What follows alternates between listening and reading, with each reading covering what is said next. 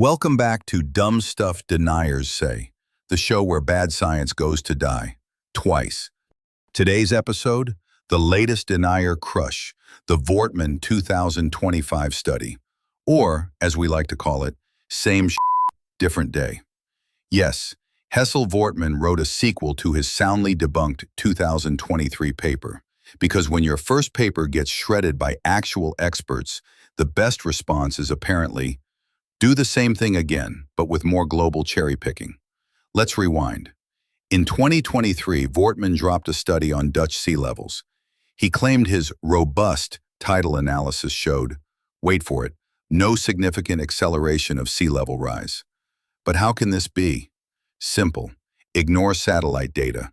Ignore IPCC projections. Just trust his new method. Problem? His robust method was basically just strapping duct tape on tide gauges.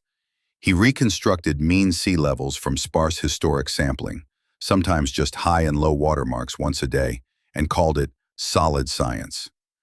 KNMI scientist Labars and colleagues pounced. They showed the method introduced giant errors, up to 25 centimeters off in places. Yikes, that's not robust. That's breaking the ruler before you measure.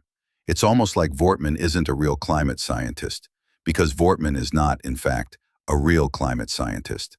They also flagged the statistical testing. Vortman used multiple hypothesis corrections that literally aren't designed for trend detection. It's like screening for cancer with a pregnancy test. Wrong tool, wrong question, wrong conclusion. And the kicker? He conveniently forgot about reference shifts in the Dutch datum system, which made it look like sea levels dropped in 2005. Spoiler, the ocean did not politely step down 3 centimeters, so Vortman's 2023 study was toast. Enter 2025. Another study from Vortman. Bigger claims, same bogus methods, published, strangely, in a different journal. Same script, different stage. Cherry pick which gauges you keep. Downplay the role of satellites. Blame local effects for inconvenient signals. And of course, claim the IPCC is biased upward by 2 millimeters per year. The Denioverse will milk that like it's a smoking gun. But here's the reality. 1. Global satellite altimetry, gold standard measurement since 1993, shows acceleration. Period. End of debate. 2. Tide gauges alone miss the big picture. Spatial coverage is garbage, heavy in Europe, almost none in Africa or Latin America. That's not global perspective.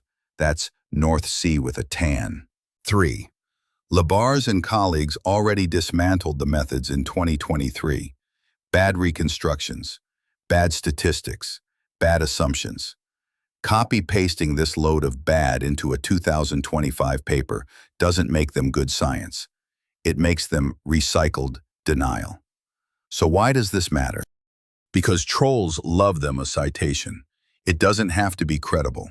It just has to look science-y, just something they can wave around on Facebook.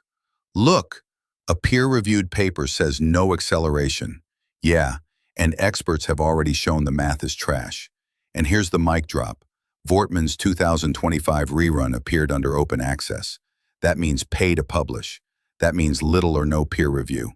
And the journal, MDPI, that published this tripe, sketchy is putting it mildly. So next time you hear the Vortman name, just ask, is this 2023's busted method or 2025's busted method? Either way, it's the same denier different day. That's it for this episode of Dumb Stuff Deniers Say. Like, subscribe, and share. And remember, when you see a troll citing Vortman, you're not looking at science. You're looking at spoiled leftovers.